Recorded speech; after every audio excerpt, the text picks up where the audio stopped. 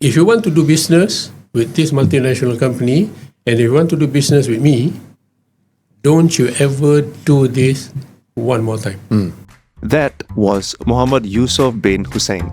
He has been an independent, non-executive director for many companies and sat on many boards. So in this episode, where we talk about financial crimes in an organization, I want to zoom into a particular department. No, it's not the boardroom. The rot usually starts in procurement and purchasing. And Mr. Yusof has got lots of experience about this. But as an independent non-executive director, you are looking at big picture. You are looking at pie charts, at bars and strategies. You're not looking at every invoice that is being signed off. So let's look what Mr. Yusof had done when he had faced a particular situation where ethical and financial risks came into play.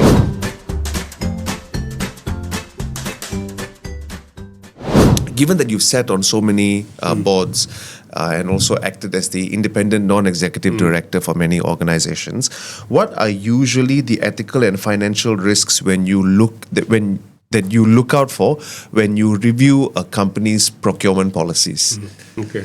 Let me just start by saying that I had the privilege of sitting on more than 20 companies. 20 companies? 20 companies. Oh, okay. So at that time, companies realized that, as stated in one of the pillars there, it's the system, the financial things and all that, Yeah. that can break or make a company. Right. And I also had the privilege in some companies, after sitting on the board as the chairman of the audit committee, there were some changes and all that. I was even promoted to be the chairman of some of those companies. Okay. In holding the position of INET, and especially when I was the chairman of the audit committee, those two things that you mentioned just now, finance, procurement and all that, Right.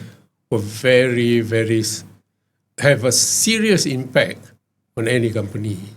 Okay. As you can imagine, simple thing like staff stealing petty cash. Oh, okay. It happened, Josh. Right. Honestly, it did. Okay. And you'll be very surprised because how much can they take? But for many companies that are small, the petty cash fund is very small.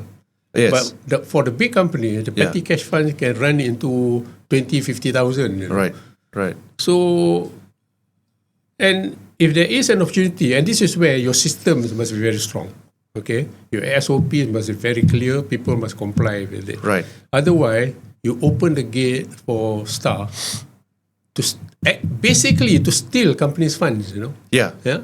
That is one. And in procurement,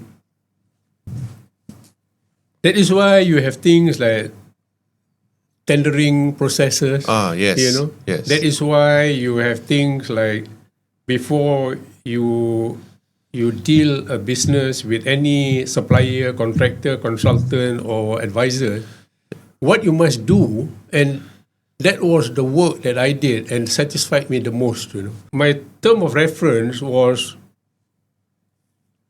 I am responsible to decide which companies that I will include in the register of approved contractors and suppliers in this very big multinational company. Okay. And the budget that was handling at that time, mind you, this is 30, 40 years ago, is 2 to 3 billion ringgit Malaysian. Billion. Huge money. Billion. I think today that might be 15, 20 billion a year. Sure. Yeah. So, possibilities, opportunities for corruption, Fraud, for bribes especially. Absolutely, yeah. Because if any of the supplier contractors want to, a business from this multinational company, they have to approach me. Yep. They have to tell me, I will tell them, okay, we want to do this work. We are calling for tender and all that. Yes. Those guys will then submit tenders and all that. But before the tender board meets, I was actually had the privilege of being the chairman of what they call the minor tender board. and I was also the secretary of the major tender board. Okay. The major tender board of the multi-channel company, there's no top limit. Okay. It can run into billion. Okay. Okay. All right. But the minor tender board, I think the maximum limit was about 1 million, which Okay. is still big. Yep, You yep. know, and And this was back then, not today. Yes, it was this is back then, Yeah. you know. Yeah. and you can see a lot of hanky pankies going on, lah. Is it? People coming to see me, talking about it, and when they left my room, they will leave something on the table. Before we walk into the fire, let's talk about the armor. When I talk about liability, compliance, corporate governance, it keeps a lot of directors and chairmen and vice presidents awake at night. You cannot navigate this minefield alone. You need a partner who knows the terrain. That is why I want to give a massive shout out to our sponsor for this video, Gap Advisory. Gap Advisory is a company secretary firm that are more than just paper pushers. They are your governance backbone. Whether you're looking at entity formation or business establishment, or you're navigating the complex waters of compliance and secretarial services, Gap Advisory have you covered. So they are the ones that will put your systems in place so that you don't have to worry about the regulators or law enforcers knocking at your company doors. Don't wait for a crisis to find a good company secretary. Check out Gap Advisory and secure your foundation. Now, I'm going to leave more information about Gap Advisory down below the comments. Now, let's get back to the conversation. So when you went back, you open it, sometimes you see foreign exchange, sometimes you see expensive pen, Oh, okay. sometimes you see so many gifts and whatever. Like, you know. Yeah. The idea is to Yes, to induce entice me, you. Yes, to Right. induce me to award the tender to them. So I think today people have become a little bit more conscious about this. And if they were in your position, I believe today they will reject such gifts. But what was the scene like back then? I'm not saying everybody will reject such gifts today. Exactly. I was But I'm just about to saying say that that, John. the awareness of this has become a little bit more stronger today as it was many years ago. Yeah. I think because of the regulating bodies are a lot more stringent Yes. than it was back then, right? Yep. But what was the scene like back then when these things were given? I'm quite sure it was rampant, but given the position that you had taken, and what were the steps that you had to take after that? You are right about corruption in procurement was very rampant, and I think part of the reason was because at that time people never talk about corporate governance. Yes. There were no authorities or government authorities, and except maybe for police. Right. If somebody is caught, then you call in the police and all that. Right. Today, it goes beyond that. Correct. The Securities Commission, the MICG, even the ICDM, the Institute of Corporate Directors of Malaysia. Okay. They will come and play their role. Right. And get involved in that thing. So there's so many more bodies you were now. Right. Yeah. At that time, even though this was a huge multinational company, the company had to change the procurement manager every 2 to 3 years. Oh. Because after a while, they heard stories about, you see, the reality is this, John. When you accept bribes from your suppliers and all that, that's fine. They will tell you, oh, don't worry, Josh. This is just between you and I. Don't worry about it. Nobody will know. Fine. However, if one day, because they screwed up the contract or whatever it is, you then decided to delete them from your supplier, that means they will not be doing any more business with you. That is when they will open them up. As in, they will report you? Yes. Oh, They really? will go to my bosses, to Really? the company. Yes. Even though they had played a part in it Yes. once? Yeah, because Okay. they're so disappointed, very angry with you. Right. They go and lodge report to my bosses. Right. You know? Okay. So, and to be fair, I respect this company tremendously for that. If they heard things like that, they would just move that fellow out from that job. Right. But it goes on and on and on. Okay. 2 years, 3 years, out. I was the longest to hold that position for 8 years. Brilliant. Because I decided to be totally clean about it. Okay. And the reason is very simple.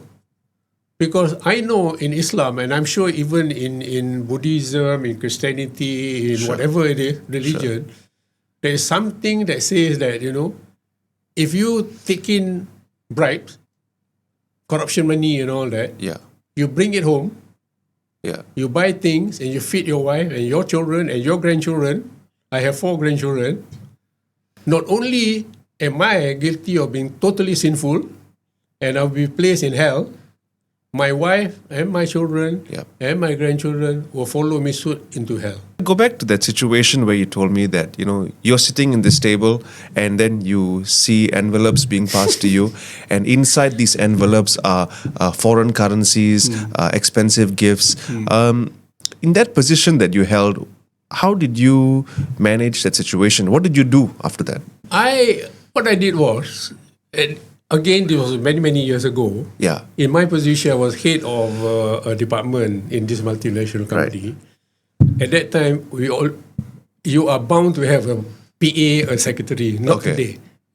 Right. So after all those guys left, there were 100 of them, On the first day when I reported for duty as a procurement manager,